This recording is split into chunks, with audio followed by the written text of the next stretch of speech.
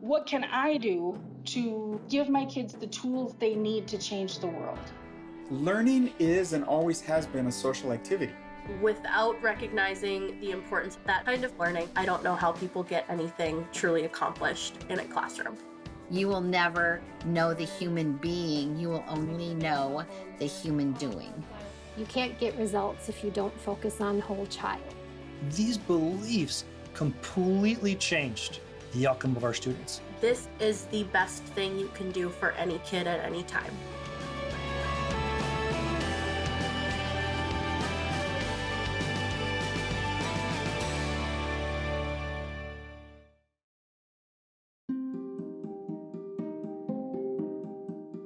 Social and emotional learning, or SEL, is defined as a process where young people and adults develop the social and emotional competencies that they need to be successful in life, right? So things like self-awareness, self-management, social awareness and relationship skills, the ability to make good decisions. But I think the important part about that definition is to really call out that SEL is defined as a process, right? It is learning and the process of developing these skills. The skills or the competencies really are the outcome at the end of it. And it's really important because these are skills that we need to be successful with people in our jobs, to succeed academically. They're foundational. It's understanding how to help students manage emotions, establish positive relationships, and make responsible decisions.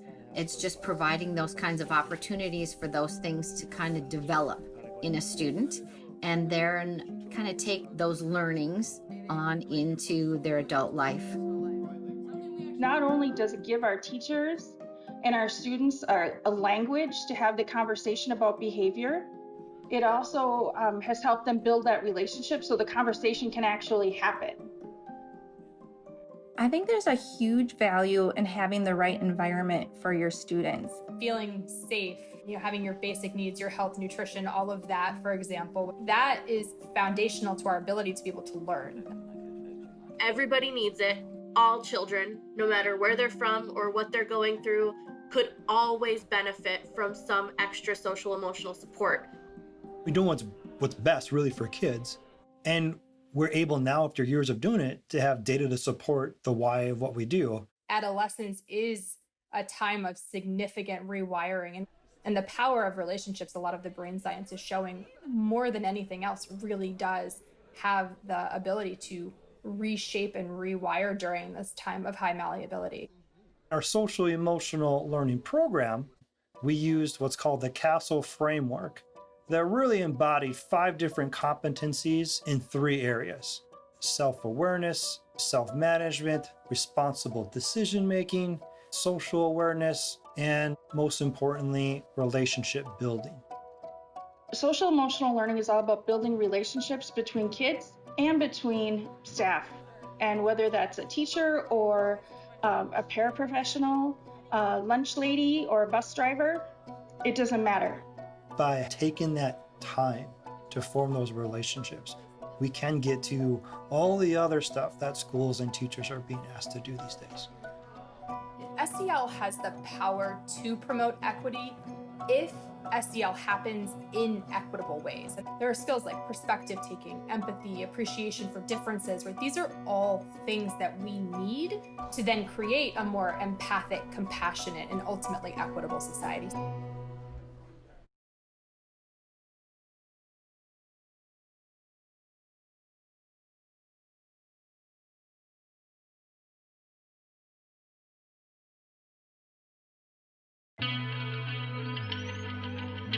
We don't think of social and emotional learning as a new curriculum or as a new initiative or something that's separate. We view it as being integrated with teaching and learning because it's already there.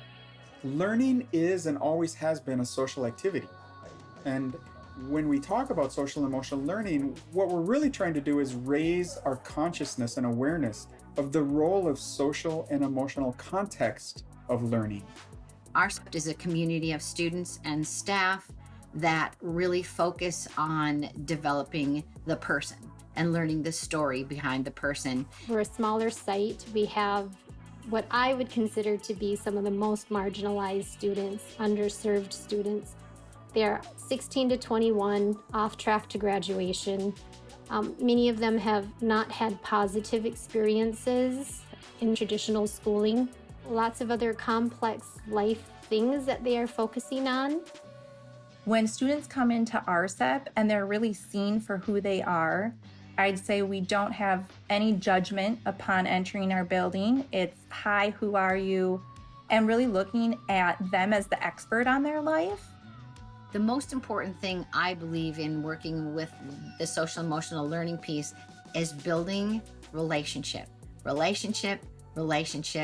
and learning their story. Because without understanding that, I don't care how many wonderful practice things you put into your classroom and doing, you will never know the human being. You will only know the human doing. At my previous schools, I was just another face or a number, rather than they actually cared about me. And I didn't feel like I was getting the treatment I needed, especially since I struggle with social anxiety.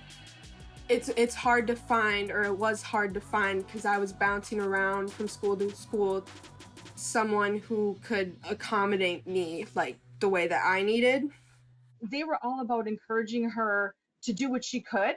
And if she woke up that day and was like, it's not a good day, it's not a good day. You do your classes online. And it was the best gift. I instantly saw some confidence in Kylie that I hadn't seen before, because she was accepted for where she was at and not pushed to be somebody that she wasn't going to be. What I saw with her is she became more of an advocate for herself more and more throughout the year. She took on difficult classes. I think that she was one of the first ones to actually ask for an AP class. So they're like, Kylie, this is a lot of work. And she's like, no, I can do this. So there was some trepidation, but Kylie was confident enough that she could get through this. And she did. And I'm happy to say that she took the AP exam and passed. So she gets college credit for it. Woo! It's all them. They just go from this beginning student and they grow in front of you and they're off. It's just the most amazing thing and fun and rewarding to watch them.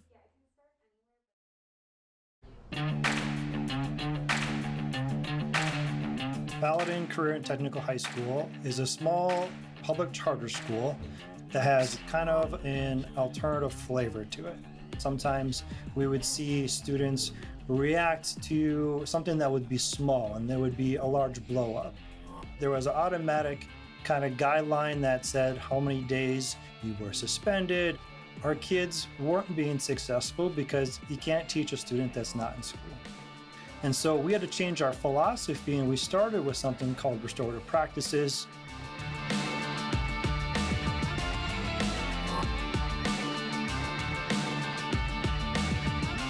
Instead of what's wrong with you, we can simply ask what happened. Our students are coming from places of generational trauma.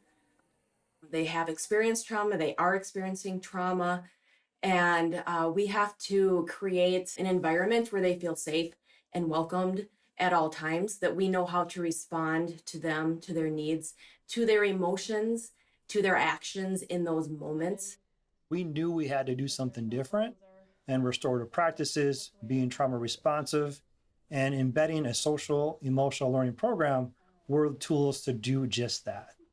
Social emotional learning is essential, and it's essential that we embed it into everything that we do here at Paladin. It's in all of our interactions with our students. So it's much more than just a compartmentalized curriculum. It's more of a lifestyle. We make sure that our SEL is culturally affirming, that it recognizes trauma, and that really helps our students feel recognized for who they are. It's something you have to believe in. It wasn't until we started believing it and it became a part of who we are that we saw the tides turn, if you will, where we became a school that teachers didn't work at, like they wanted to be at. Our students aren't forced to show up, but they show up because they want to. We saw better attendance, we saw better grades, we saw higher graduation rates. Thank you. These beliefs completely changed the outcome of our students. Our students didn't change, but how we treated each other changed. In a case like our student Mackenzie, she came to us very low self-esteem, very defeated. I did not feel like I had any worth. I did not feel intelligent. I had a very small social group. I didn't really have friends. I wasn't confident. I had a lot of insecurities. When Kinsey and I first started working together, I would say, Kinsey, you're doing amazing, you're awesome. And she'll say, that's not working, and we know at that point that then we change the conversation, because what works for me will not work for her, because we're all individual. This is an experience to allow the whole child to be in the picture, the whole young person or young adult to be themselves, not somebody we make them be. We got to know her very well. We got to know her strengths. So we were able to get her to utilize those strengths. And when she utilized her strengths and her own skills and talents, then that's when she saw that, oh, I am good at something. Throughout being at Paladin, I had people just that constantly built me up and helped me realize the good things about myself, but also the things that I needed to work on. I think it was the middle of last year, my second year at Paladin, that I just changed and everybody noticed it. They're like, wow, you are smiling more. You seem happy, like you're having all these good days. You're being productive. And my mom noticed it too. And I just feel like my mental health has been forever shifted. And so how are you, hon? I'm doing amazing. It's a little bit scary that I'm doing good, because for me, it's not something I'm used to. I'm not used to looking so far ahead in the future and actually feeling very productive. I have a routine now. I'm starting college soon, and yeah, it's different, but it's good.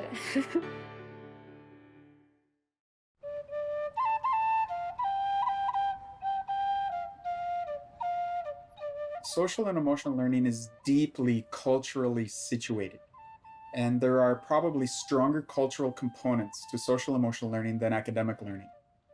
But it's important to acknowledge that social emotional learning and academic learning coexist. The young people in our care in our schools are developing cognitively, which is where we tend to focus, but they're also developing personalities and identities. They're developing socially and culturally. And all of this development is intertwined in family traditions and cultural ways of knowing and doing. They are embedded in all aspects of development. Red Lake is the most beautiful place in the world. You're never going to see anything like it. It is amazing. It is the center, really, of the whole reservation. We serve the children of the Red Lake Nation on a closed reservation, one of 2 in the United States. You're never going to meet better kids. Our community, our families are helpful and supportive. The reservation is home to 3 of the poorest cities in Minnesota: Red Lake, Red Bee, and Panema. With poverty comes all kinds of things.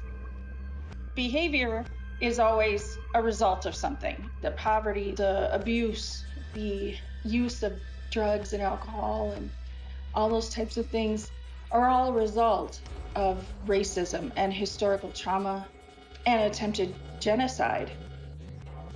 School hasn't always been a safe place. We're dealing with a community where education was used as a weapon to destroy their culture. We're maybe a generation out from the mandated boarding schools. So there's not a lot of trust for the state-run school. What can I do to give my kids the tools they need to change the world? If educators are engaging in social and emotional learning practices in ways that not only elevate but really value their context and culture, then I think SEL really has the power to transform education and make the learning process more equitable. Our goal is to be the place to be an Anishinaabe student. We want our kids to walk in the door and realize this is their school. I want them to look around and see Anishinaabe role models everywhere to help them understand the value of not only their culture but also themselves. When my kids come in, I want them to feel that they are part of this community. And expulsions, suspensions are pushing kids out of community. But there has to be a way to reintegrate the students back into the school community, and restorative practices give us a process and a language to do that. SEL are part of restorative practices. Restorative practices were born out of Native traditions, the idea of the circle and the agreements of the circle. SEL, there they call them the 7 grandfather teachings in Anishinaabe people that really help guide them to a really good life without conflict. And those 7 teachings, truth, humility, honesty, respect, courage, love, and wisdom, those are really action words. So it's taking those kinds of teachings and modeling that in your classroom. Do you think that the 7 grandfathers gifts are important? Yeah, they're like really important, especially on the res. So we want to know all of them. How do we develop our kids to be the future leaders of this nation? Short term, we're talking about keeping kids in class. We're talking about keeping kids in school. We're talking about keeping kids hopefully more engaged and hopeful. And so SEL has become a critical part. I mean, it's one of our cornerstones, and it's integrated into all parts of our day. To be entirely honest, when I am trying to integrate social emotional learning, I do as much as I can to not give it a title. So my kids know tons about social emotional learning, but they have no idea that they know that information. I work with goal setting. We do a lot of reflective writing in English to get them in touch with what they're thinking and how they're feeling, and giving them kind of that level playing field going into the rest of their school day. They've reflected, they've thought, they've gotten out what they need to get out, and they can move into the day. Our 9th graders are working on observation of the world around them and building empathy and connecting the world to themselves. They're working on who they are as people, what they are going to do in their future. We're talking about how to manage your emotions and how to be aware of the world around you to the point where you know how to react to the world.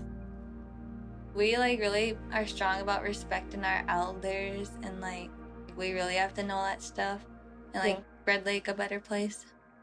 If we can grow leaders who are well-rounded, who understand multiple perspectives, and who understand the value of community and the responsibility of community, we can grow strong leaders for the Red Lake Nation.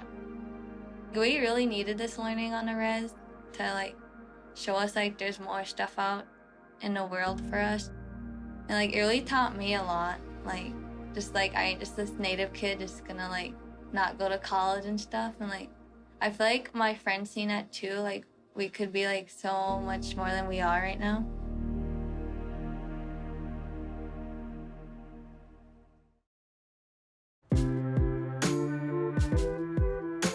As students learn how to identify those things and how to develop those things, they can take that into their family, into their peer relationships, into college, into their career, out into their community.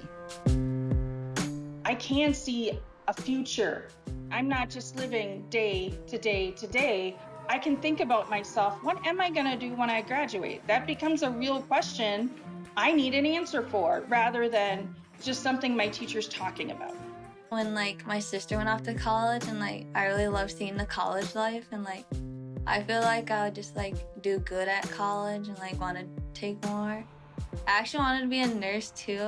I'm still deciding what I should do. And this year I really wanted to look into schools and stuff and just get ready for it.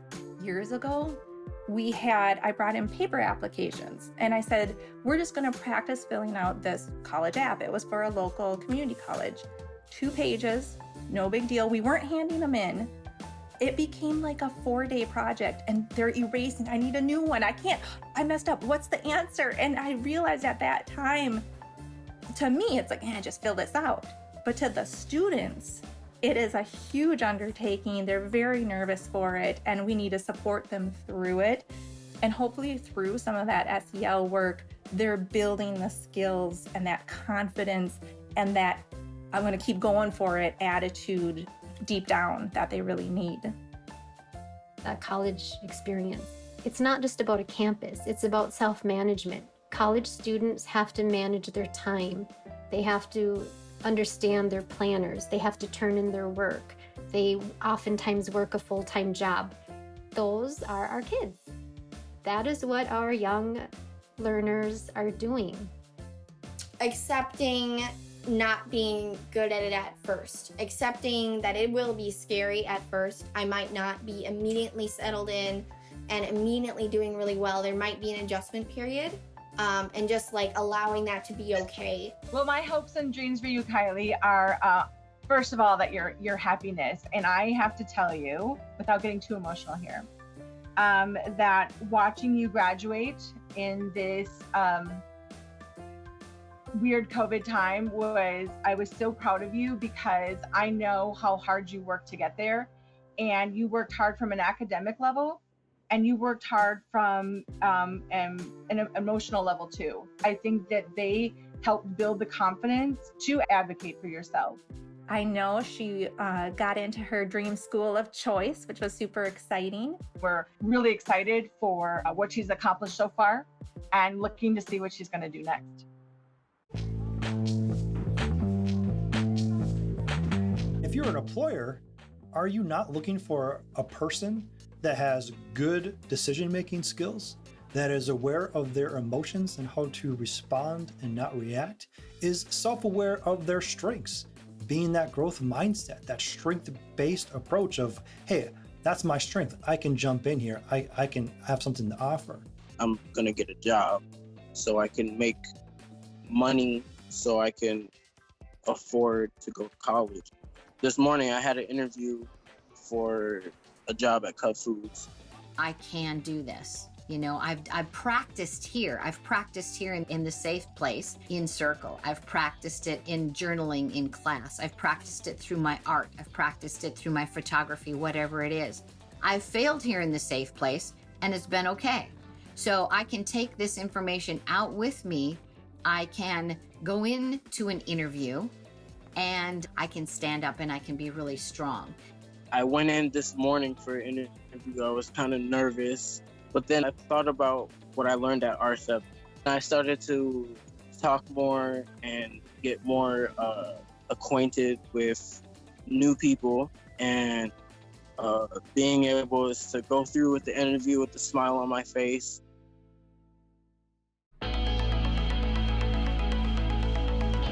Without recognizing the importance of social emotional learning, I don't know how people get anything truly accomplished in a classroom. Social emotional learning helps the teachers by giving the kids the confidence to communicate what they need and when they need it and how they need it done. When you open up that opportunity for students to feel safe and supported, you actually can move deeper into your curriculum map instead of, being everything on the surface. Too many teachers are like, you especially as a new teacher, you feel responsible to get from A to Z and every part in between.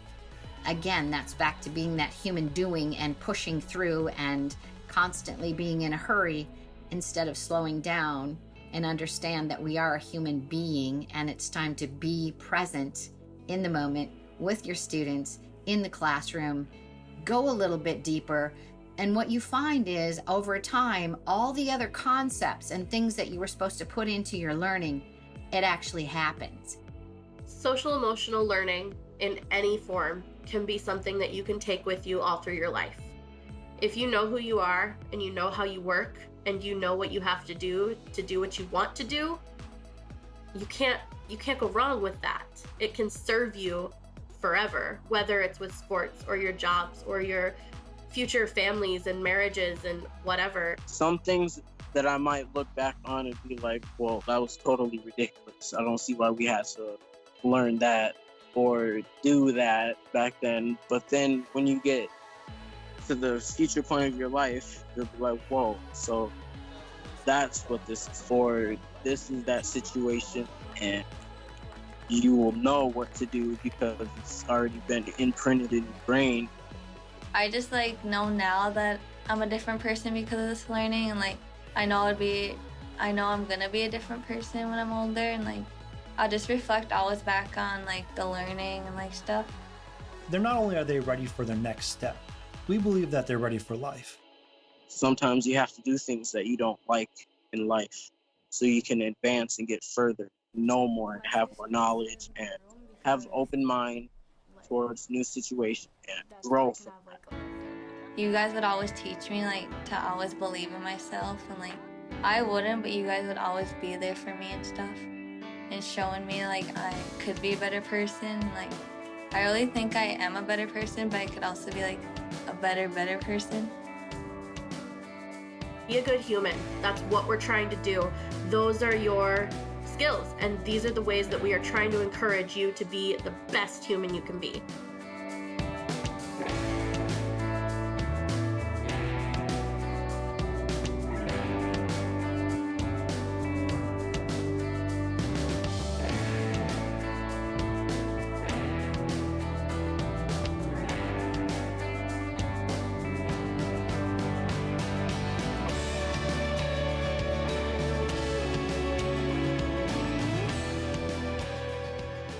Learning for a Lifetime is a TPT Partnerships co-production with the Regional Educational Laboratory Midwest, putting research into action. Funding has been provided by the Institute of Education Sciences.